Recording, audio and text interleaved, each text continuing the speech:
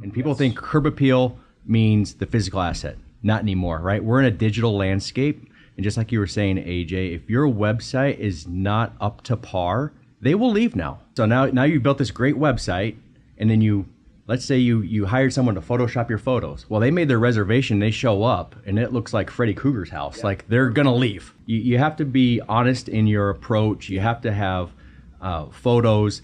Cohesive presentation with the physical and the online.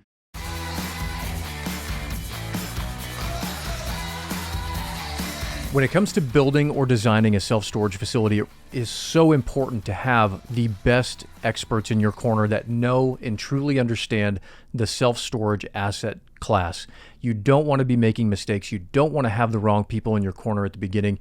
You want to have all the right people. And that's why we brought an in-house architect into Cedar Creek Capital to help you guys better design your facilities right from the get-go to optimize that square footage and therefore that revenue right from the beginning. Follow the link below in the show notes, get in touch with us, and our in-house architect can start working with you today.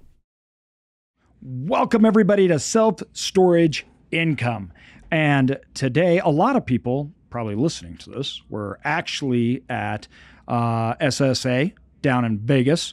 And you have SSA and ISS. For those that don't know, they are the two big associations and events, like industry events, right? Those are the two big industry events.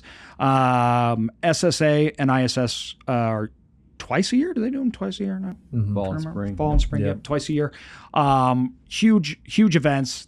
They're just filled with great speakers. They're filled with vendors, and it's a really good way to network and get a pulse on the market, see what's happening. So I missed it. So sorry, everybody. But I wasn't there. I was busy running through the backcountry of northern Canada. So I was out with my son for a long time. And but we have with us today Jesse, and you were there, right? There. And Jesse handles everything from our marketing side, like the customer acquisition, to revenue management within the company, which we've been doing lots of changes and building that up. So we're glad that he was there so we could get a pulse and see what's going on. For all of you that missed those events, you can follow the link below. Make sure you're at our event. And even if you went to those events, come to ours. Ours is very different. We're not doing the same thing that they are. We're up to about 200 signups, I think I last saw. And so we're getting close to the cutoff point where we won't allow any more signups, because with everybody, including all of us and staff, everything, we really don't want to be over 250. It gets too much. So hurry and sign up while you still can. And that event it's more like a mastermind than an event, right? Like SSA and ISS are amazing. I go to them. We go to them. Great value. They're big. Everything else. This is really more like a intimate, high-end thing. We're all there. We're working together. No sales at all. It's just educational. We have speakers, everybody from Pace Morby coming in to teach, and we're talking everything, obviously, self-storage. But it's high-end. There's lots of food. There's everything from, you guys have all probably seen, if you've watched the videos. All the amazing videos. You've seen it. Yep. You've seen all the amazing things that goes. But yeah, come hang out with us. And we've prepared a lot. So don't worry. Event season isn't over yet, even if you missed the SSA. But I'm really glad that even though I wasn't able to make SSA, that you did. And Connor wasn't able to make it either. So Jesse. I stayed behind, and I was doing some work, Had to captain the ship. Yeah, that's it. Yeah. So Jesse covered the bases for us, went down, checked it out. It sounds like we're understanding where the market's been at, what's going on. We've been able to keep the pulse, obviously, through our connections and through obviously running businesses in these industries. We know and see every single day what's happening. One of the big things I know that we've talked a lot about is just being able to, again, surround yourself with those professionals, those other industry experts, and get that that, not validation, but just get confirmation that it's like, okay, you guys are seeing this too. Okay, like it's just not this thing, or it's just not that thing. Like, okay, we're all on the same page. We're seeing the same things and working through the same problems and sharing notes and taking ideas from other people and implementing those on our side and vice versa. No, it's just fantastic to get together, whether it's our event in Coeur d'Alene or it's these events, ISS, SSA. Get around these people, get around the industry experts, get around people who are in it, doing it every day, and drive your business to success. So makes a difference. Yeah, no, it really does. So, well, Jesse, man, how was it? Yeah, no, it was awesome. And just like you'd mentioned, AJ, it's there for great discussions, innovative ideas with other operators. You go there, you see some familiar faces with vendors, you see some new faces. It's just awe-inspiring, the amount of technology that is coming into our space. Completely change. Completely. I would say 80% of the vendors there had some sort of technology component. That's how the ISS one was. Yeah, just last spring. Exactly. Everybody's going remote, technology. Yeah. And going to that sort of model, you need to have better digital channels for acquisitions, smart locks, your doors. Tenant communications, automation with property management systems, like all of that stuff is becoming so digital now. One person was selling like mail house services, and like everyone was like, "You guys still look envelopes? Like everything's email, right?" And so it's just awe-inspiring with the amount of technology, and everything's connected, and all the different vendors out there are all connected with each other, right? Yes. It's becoming one big ecosystem. Yes, exactly. And part of that ecosystem is going to allow us to compete with the REITs and the bigger boys, because in the past they had all that ecosystem, and we were still the mom and pops out there trying to do things operating on our own and that sort of thing. So, so from the vendor showcasing, I mean that was the big takeaway, is just the amount of technology that's coming in, and that means that the big players have found self-storage, right? When you have people who are investing in technology is not cheap, right? So just the fact that we are able to see the amount of new vendors coming in. We have one vendor that's helping us with our collections, and like literally they're using AI to help us identify when people are in collections, who is the best person to contact and get them at the top of the list. So that it becomes much more efficient. We make much more money collecting. We're not calling Tom, Dick, and Harry who could not pay us. They have this algorithm that basically looks at all their data. It's connected to our property management system, so all of it's API driven. We're not sitting there uploading sheets and that sort of thing. Yes. Same thing with revenue management. We have a revenue management tool, and again, it is looking in our markets. It's looking at median pricing. It's looking at the lowest pricing. It's looking at our highest competitive pricing, and we're taking all of that. And when we look at our rates, and you're not just looking like overall, right? You're looking at categories. You're looking at the 10 by 10s, the 10 by 5s, the 20 by 20s, and then you're looking at those in those markets. So it's not just a store, right? And all of that was just not around 5 years ago. No. Just was not around, right? You were calling the store down the street and saying like, "Hey, what's your 10 by 10?" You know, and they'd be like, "Oh, I don't know, $59." You know, and you're like, "No, it's not." So, they have your caller ID. They have your caller ID. They know who it is, right? So, it's burner phones. Yeah, got to get the burner phones, right? Walmart real quick. So with all that technology coming in, just to give you guys like the state of the union from what they said, and I know AJ has mentioned this in a previous podcast. The overall sentiment is, we're all going to have to work a lot harder to get gains. The golden age of self-storage of 2020 and COVID is on the downward slide. Street rates are down across the board. Our lead flow is decreasing, and just the cost of acquisitions is rising, right? But there's good news, right? And the good news is we can still win the battle. And really, when it comes to getting the acquisition of customers in, marketing's a numbers game, right? I've always told everyone, the more people who come through your store, the better your occupancy is going to be. Yep. It's just a numbers game, right? Yep. If you have the worst manager in the world and they close 10% and you bring in 100 people, you at least got 10 customers. Yep. If you have the best manager in the world and they close 90% and you bring in 10 people, they only have 9. Yes. So it's a numbers game, right? And so, as part of that acquisition, the first one that doesn't cost any money, here's the good news, no out-of-pocket expense, is having friendly, engaging, knowledgeable frontline people. 100%. Right? As soon as a current tenant or a customer who wants to become a tenant walks through that door, and you have someone who's just smiling, who's engaging, who understands the product and can tell, hey, I got like, I don't know, a garage full of stuff. It's like a 2-car garage, like what size do I need? And your manager's like, oh, 10 by 20 would be perfect for that. It even leaves you a little bit of room in case you bring some more stuff in. That confidence right there is, there's like, yeah, sign me up. And instead of someone who isn't knowledgeable and they're like, oh, maybe it's a 10 by 10. Well, let's go walk the property and we can take a look. And the person's like, oh, like they already have me walk the property, right? And so, just having that customer service, having your facility managers walk the property, shake the hands of the tenants when they see them, right? Introduce themselves. Mm-hmm. That's just going to help with retention, because once you acquire a tenant, like, you want to keep them in as long as possible. I mean, you're doing the rent raises.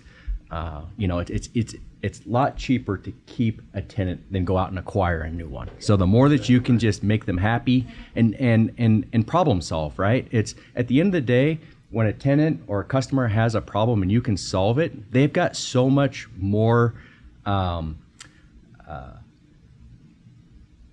affinity to your product and your service and your brand, and they're going to tell people about it, right? They're going to say, everyone knows that not every day is 100 goes according to plan, right? But when you have someone who goes out of their way and helps you, like a manager, they're going to tell their friends about it when they want storage, right? They may not go tell their friends at the next party about their self-storage experience, but when someone says, hey, I'm thinking about getting self-storage, you go, hey, I had a big issue and these people helped me out, and they're going to be like, just go down that street, right? Well, and this is something the industry got very much away from because it was too easy.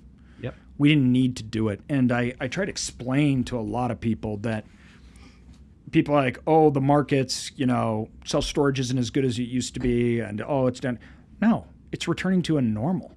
We had a 5-year period that was so out of whack, and that created an opportunity that you could literally be rude to customers, and it didn't matter. You could still double their prices, and they would not leave, and you had no room, and it's gone. And it's not like, oh man, is it ever going to be? That should have never been here. That's not how we should do and operate. When we were operating facilities, for a long time, the whole market was at 80% occupied. And what we had to do to get people in, and we completely reformed offices and training manuals and everything, because every customer was so valuable to us. That's how it always was. And that stuff really got pushed to the side to optimization. And just purely, it doesn't even matter. And you just can't get away from a lot of those core tenants, especially the fact that you're like, keeping them is way cheaper, obviously, but they have options. Mm-hmm. Today, your tenants have options. Your potential tenants have options. You need to understand that. And what are you doing to make sure that you are that option?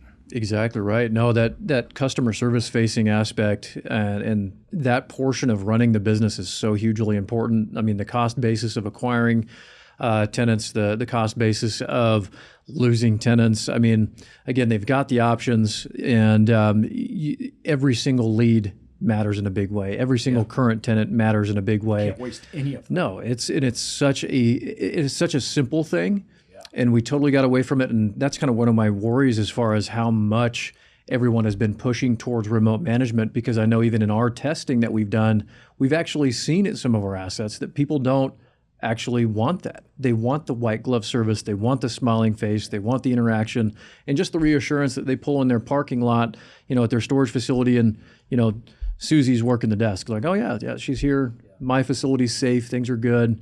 It is such a big deal to a lot of people in a lot of areas.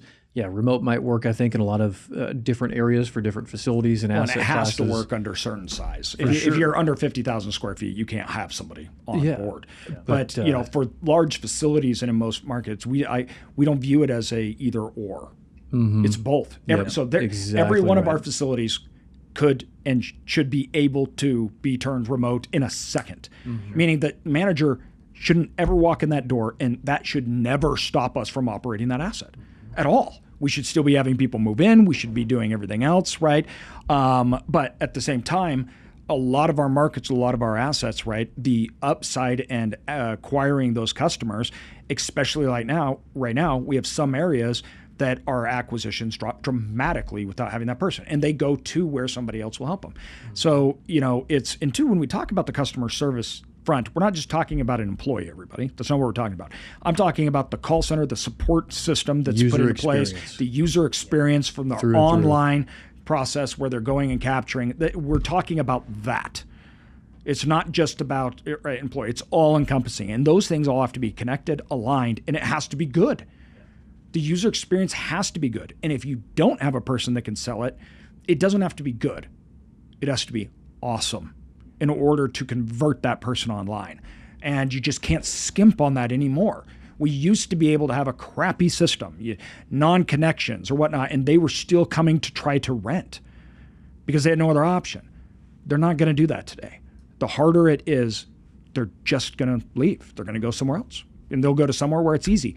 One click, right? I can find a person. I can talk to somebody. That's who they're going to go with. Definitely. And that's a great way to segue into our second point, right? And the second point was really just the overall curb appeal. And people think curb appeal means the physical asset. Not anymore, right? We're in a digital landscape. And just like you were saying, AJ, if your website is not up to par, they will leave now. You will not convert online. No. And we are seeing the amount of people who both reserve and actually go through a full rental online increasing day after day after day, especially as Gen Zs, the millennials start to want storage space. I can tell you right now, I think I'm looped into the millennial group by like a year, even though I'm kind of old school. But yeah, all my buddies, like, they won't even pick up the phone anymore if you call them. Like, they just want to text you, right? Like, hey, I'm getting married. You're like, maybe you want to call me about that one, right? But everything's a text. Everything's online. People don't want to pick up the phone. People don't want to go. They just want what they want now and do it. And the fact is when people are shopping nowadays, market research shows that most people shop after 10 p.m. So that's going to be very tough to have a manager after 10 p.m. You know, if it's just, hey, I need storage, right? And I got done with work. It's 7 o'clock. I had my dinner. I watched my show, and now I'm going to get on and see what storage is available. And if you can convert that online, boom, done, right? They don't have to come into the store and that sort of thing. So people just don't have time. Yeah. I'm not going to go to drive around to 5 storage facilities. I'll never do that. No, ever. You're not. I'm not. It's not worth my time. It's not worth my anything else like that. I can't do it. I'm like, that sounds like a nightmare. Sounds like a nightmare. However, right, just like anything, so now you built this great website, and then let's say you hired someone to Photoshop your photos. Well, they made their reservation, they show up, and it looks like Freddy Krueger's house. Yeah, like they're gonna leave. Yes. So you can't you can't build a site. You know, you see these real estate sites all the time, right? And you're like, that looks like the White House. Like, that's a nice house. Yeah. And then you get there and you're like, it's a tin roof. You're like, what? Yeah. You can't do that, right? You can't do that. So you have to be honest in your approach. You have to have photos. Cohesive presentation with the physical and the online. It really is a 50-50 thing now, where everybody thought physical location was 90%. I disagree completely. Now we're at a 50-50.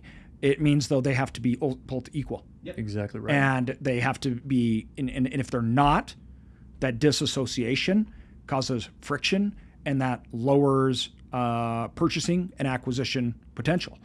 And a lot of people have the on-site flow figured out. My manager, exactly how they do it. They do not have the online flow figured out.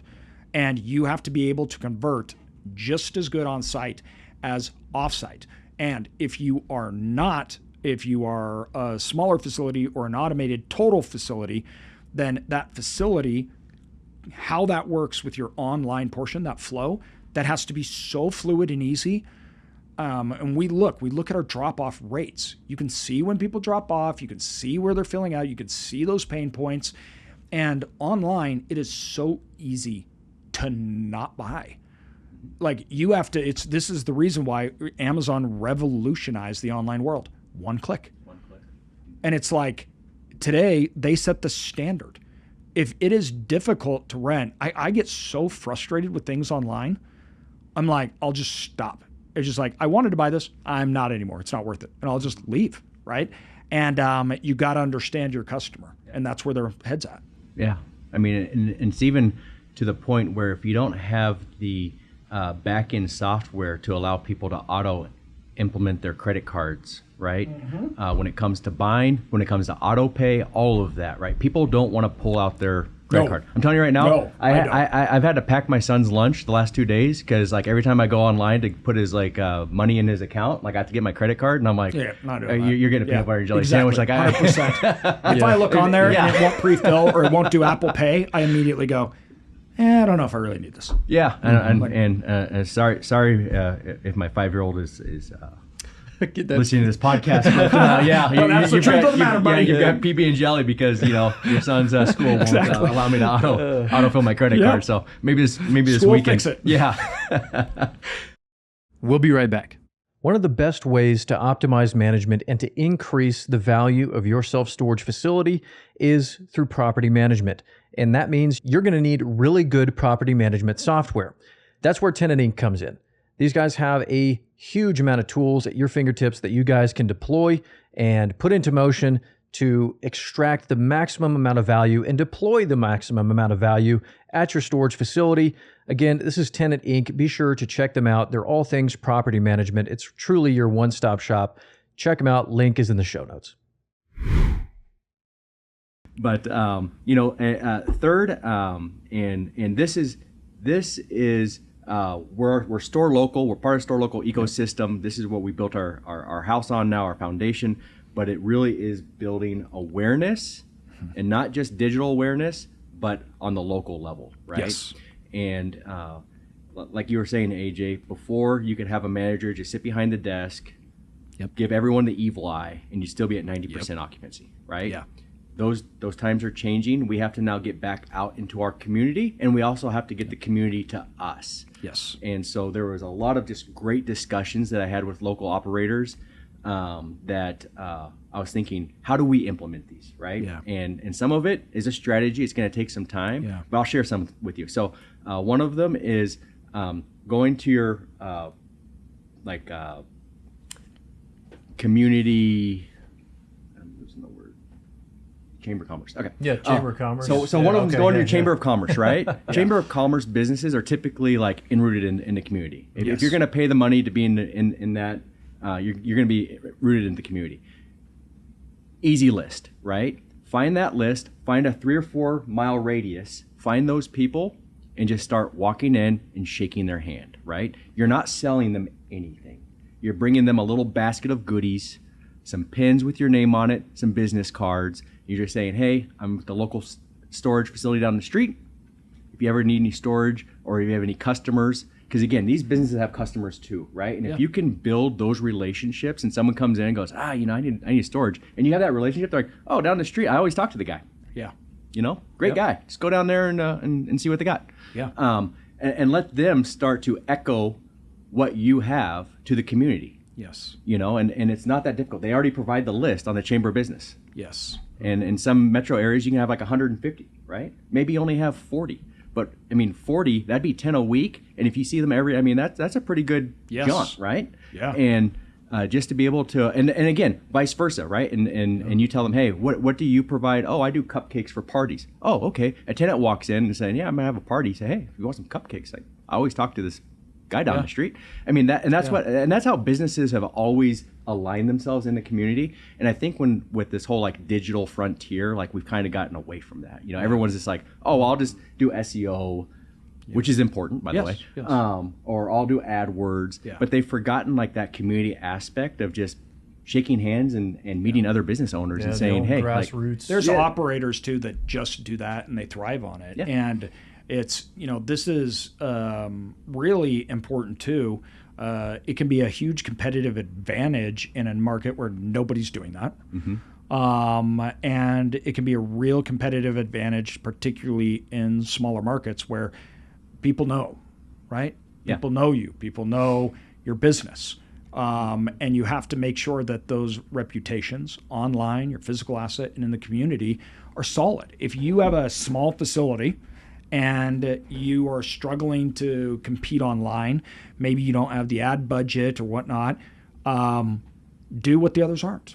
Yeah. No, exactly. Well, and two, if you have a very specific product offering, maybe you have larger units, maybe that works better for businesses. Or so it's a lot of ways. Again, the whole grassroots efforts are going out, connecting with the community. Huge benefit. Huge benefit. Definitely. And then I mean, you're talking about small. You got if you got 200 units and you get 20 people, that's 10% of your occupancy. So it's like, that's a big number, right? And I think a lot of people vastly undervalue. And if you look at 10 people, right? That's it. It's at 100 people, 10 people, 10%. You're at 80%, now you're at 90. Right? Well, it doesn't take a huge amount. Now, if you got 1,200 units, right? You're like, but still, 20 people in a month. Exactly. Right? Well, like again, the long game. The long game. This isn't something you're going to go out and be like, oh yeah, I just got 10,000 leads. I'm going to go out and I'm going to fill this thing up in like 2 days, whatever it is. Like investing, filling your facility up, operating it, it's all the long game. None of it's short. So chunk it. If it's 20 a week, 40 a week, whatever that is, multiply that out over the next 3 years. It's a huge chunk. And and the second part of community is bringing the community to us. And just a couple really, it seemed like very easy ideas, not easy as far as execution, but just like off the top of your head, is garage sales, right? Do garage sales maybe once a month or whatnot. Allow tenants who are there who may just want to open up their doors and sell some stuff, right? But you have units that are empty. Let people bring their stuff to your facility, open up the door so that they have some cover from the sun or whatnot, or inclement weather. They can put their stuff in there and get traffic to your facility, right?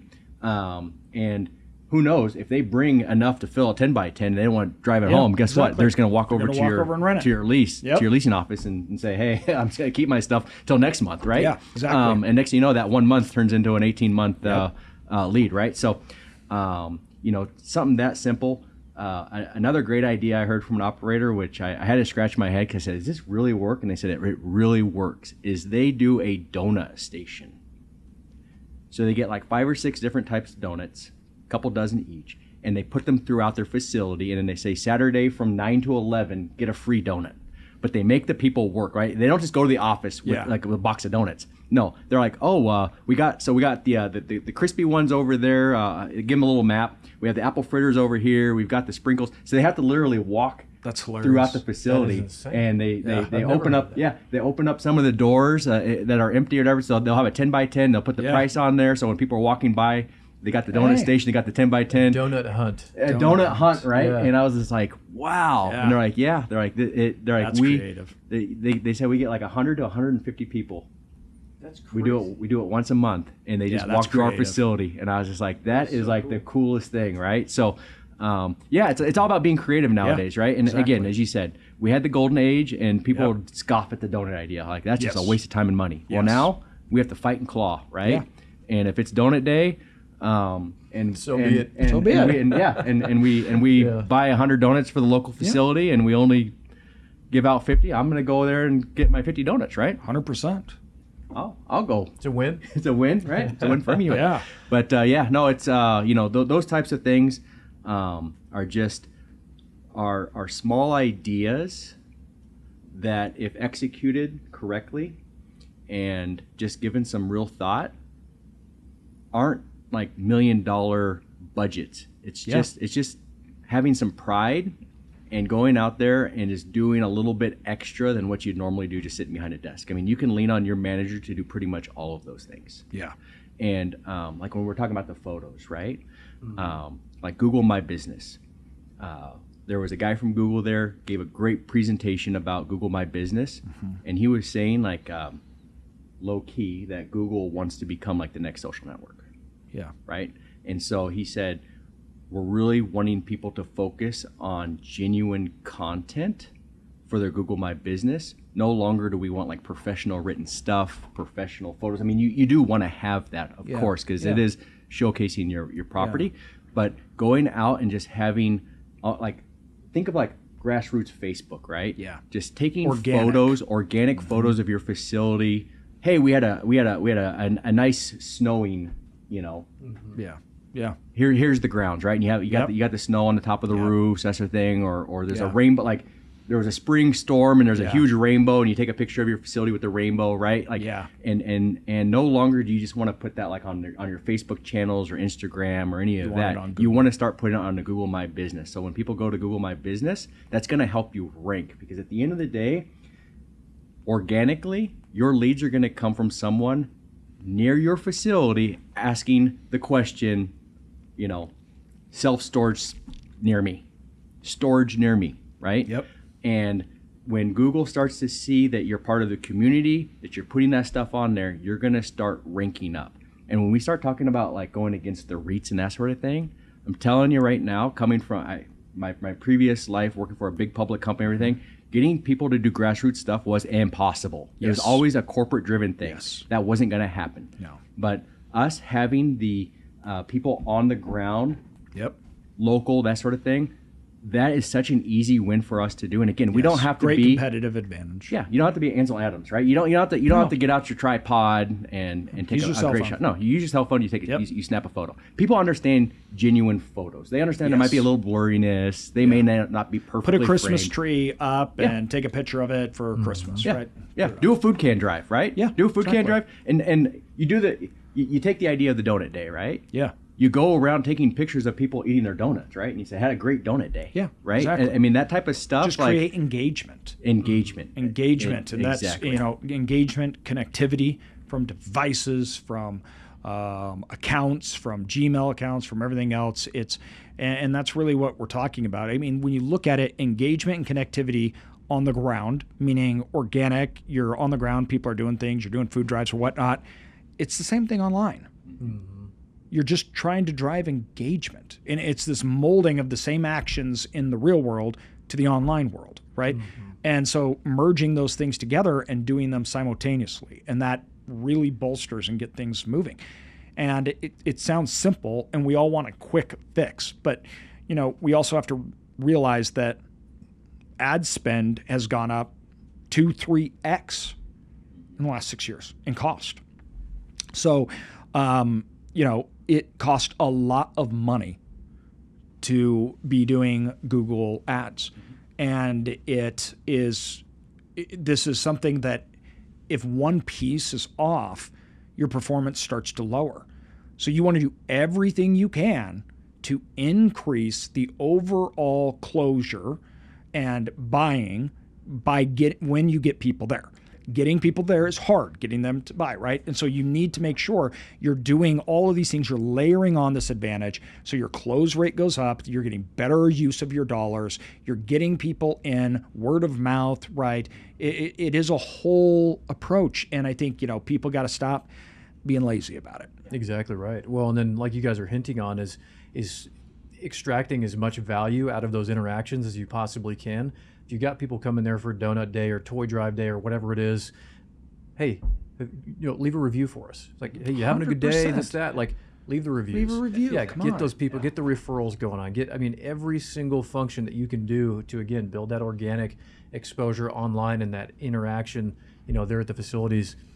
Huge. Absolutely huge. Yeah. And even in taking that one step further from the reviews as well, right? If you are driving community to your store, one-time banner cost, $85.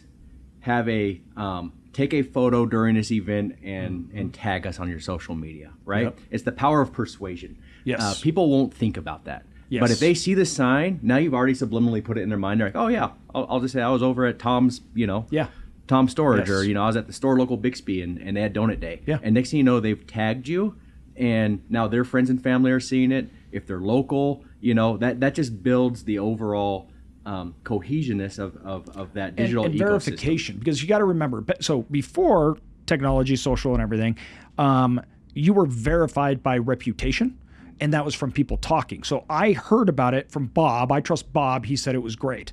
That's the same thing online.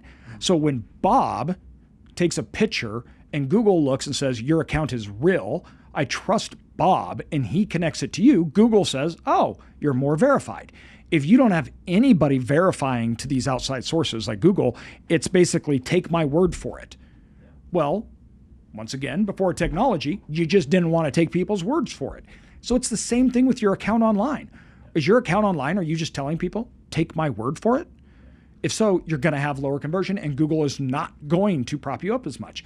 If Google has all these inputs, backlinks, connections, saying, no, these guys are good, they're real, then Google is going to lift you up, because Google cares about quality and closure. So it wants to make sure that the ones that they know are the best and real are getting placed, right? So it's the same thing on the ground and online.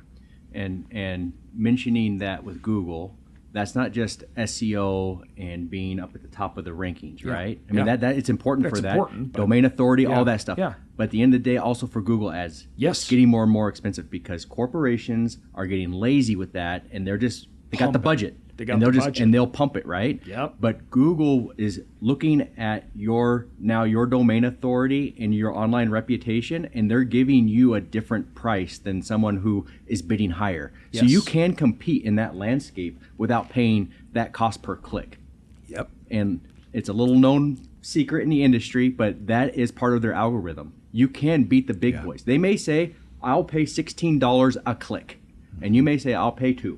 But if you are outranking them in certain areas, maybe you don't get that top spot, but maybe you get the third spot. Exactly. But that third spot is saying, I'll pay for $5. You've just got a $5 ad click for $2. And they're not going to charge you the $5, right? Because at the end of the day, Google wants to send their customers who are going to their, again, reputation. People are going to Google because they know Google's going to get them to a destination online that is good, correct. And if they stop using Google. That's right. So if all of a sudden Google sends them to crappy places that aren't real, everything else, I'm not going to use Google anymore. Like, stop using Google. I'm going to go to whoever, Bing or whatnot, because I know I can trust their stuff. That's the end of their business model. And again, as we're talking about curb appeal, right, for websites, the more engaging you have your website, when they click on that Google listing, either an ad or online on the ranking, and they go to your site and you've got engaging content, so they stop to read or they click on something. If they click on something, it's gold, right? Yes. It's called the bounce rate, right? Yeah. So when someone comes to your site and they just look at it really quickly, let's just say you have a page that just says 10 by 10s, 10 by 15s, and 10 by 20s, $100, $120, $135, and there's nothing more, and maybe a phone number.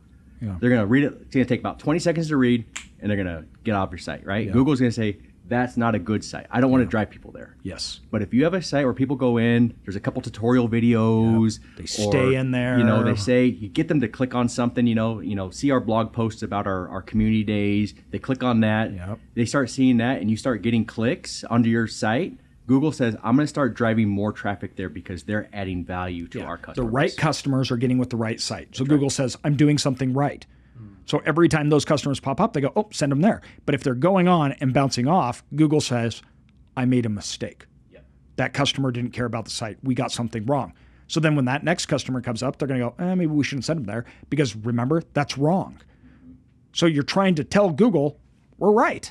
Yeah. And this is good. And the better you do that, the more Google says, you're right, it is. I'm going to send more and more and more of those types of people. So it really matters. Yeah. It really matters. It does. It really matters. And it's not someone at Google looking at it, right? It's this complex algorithm. They have no compassion for you. They don't. It's a machine that's just basically taking all this data endpoints and ranking people, right? And they're making it harder to fake it, and that's why, because they know. And so a lot of people are just like, well, I should just pay this amount, or I should just do this. But It doesn't work like that. Get in and do some little work. Get people in, take pictures, get some articles written about your local site, right? Things like that. This is more than SEO, okay? It sounds like it's just SEO, but this is also ads. This is also your testing acquisitions on your site. So what is your click-through bounce rate, right? What is your customer acquisition process?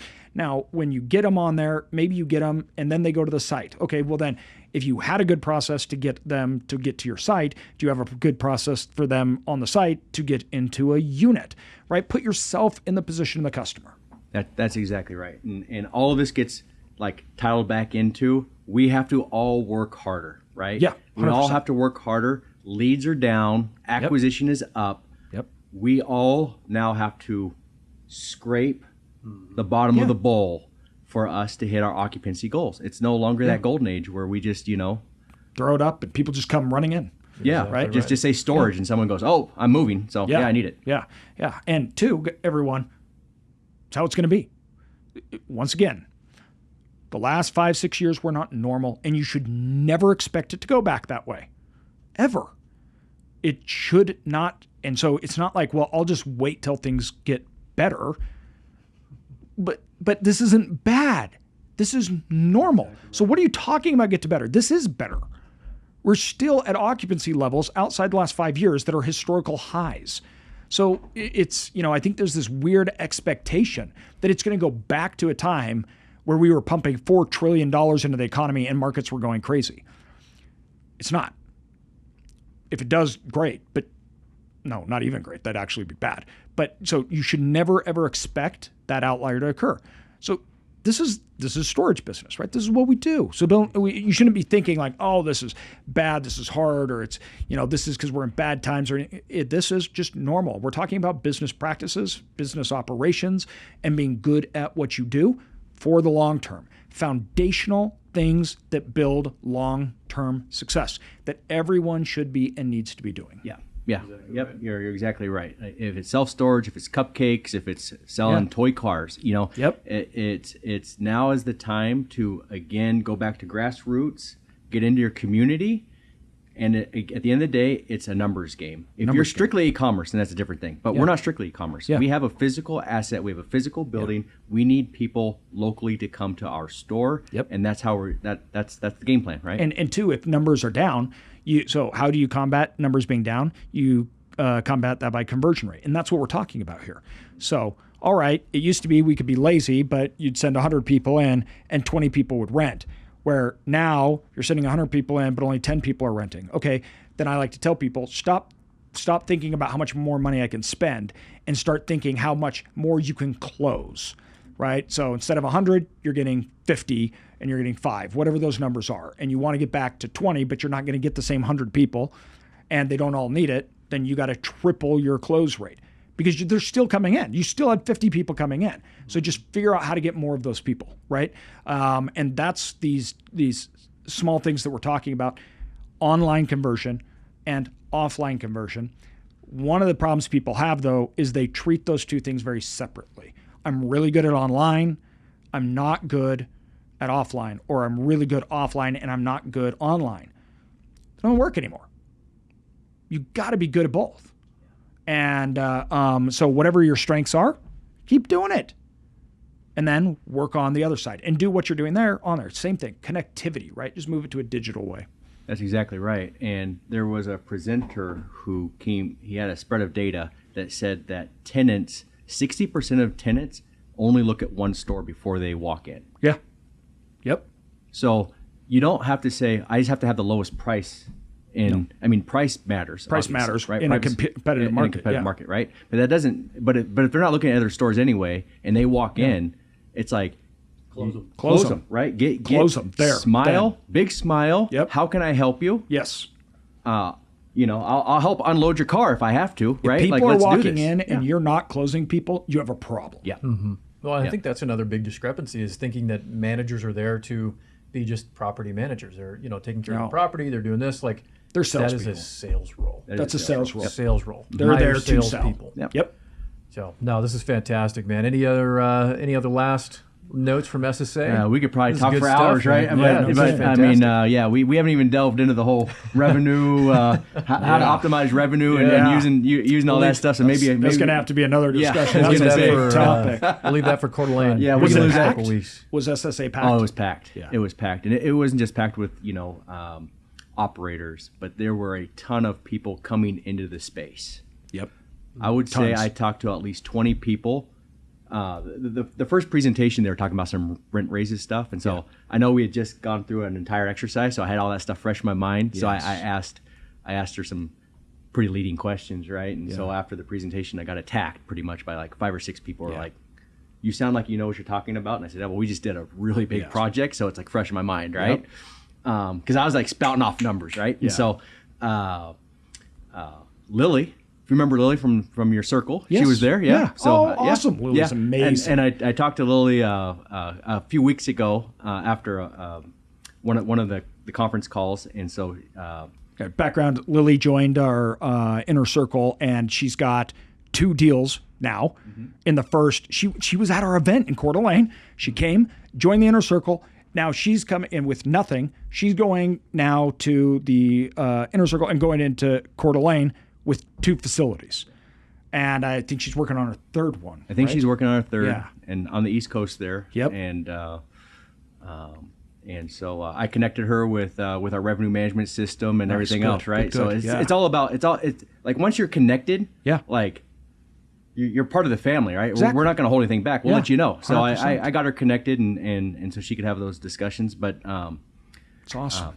But there were so many people who weren't in the self-storage industry that came up to talk to me. Yeah. And they're just like, "Hey, we're like thinking about this, but like, can we just like kind of pick your brain? Like, how is this different?" And so I've got a pretty diverse background and stuff. So I was telling them how things are different, but they're the same. Yes. At the end of the day, a business is a business. Different strategies. Right? Different strategies to implement the same thing. Right? And it's like what we've always said. That's why my book that I did so well, everything, it's a business. It's not a real estate asset. And if we take what you learn there, you'll do good, right? And a lot of the stuff is, we're obviously the second book, we've just blown up. It's crazy. It's so much bigger. I'm working nonstop. Every chapter I get in, I make it twice as much. We've been like doing it because there's so much information in it. But it's about business strategies and implementing them on the ground. And that's how everybody needs to be thinking about it. Yeah. So awesome. Exactly right. But again, and the same thing, just to tie it up with what you were saying is, if you wait, you're going to be that much further behind. Yes. Because people right now, even with the industry going a little downtrend and that sort of thing, there are newcomers still coming in right now to find deals. 100%. Knowing that they're going to have to put in. Competition is heating up. Yes, it is. It's not going away. That's exactly right. That's exactly right. Now, and again, another sentiment was people were saying, wow, this might be a good time. I believe a lot of people saw 5-6 years ago where we were at to where we're at today, and they're like, we missed the boat. So now that there's a little bit of a downturn, I think people are jumping in. They're jumping and back they should in. be. And I've been saying that endlessly. This is the best time for someone that's looking to start to get in. Exactly. Right. Truly is. Awesome. Just 2 cents. Love it. It's amazing. Well, thanks, man. And appreciate that. Everybody, come to Coeur d'Alene. Meet us all. We'll see you at the event. Links below and everything. We're super excited about it. Thanks for coming on and sharing all that. Great topic. Yeah. Talk soon. For sure. Thanks, guys. We'll see you next time. Bye.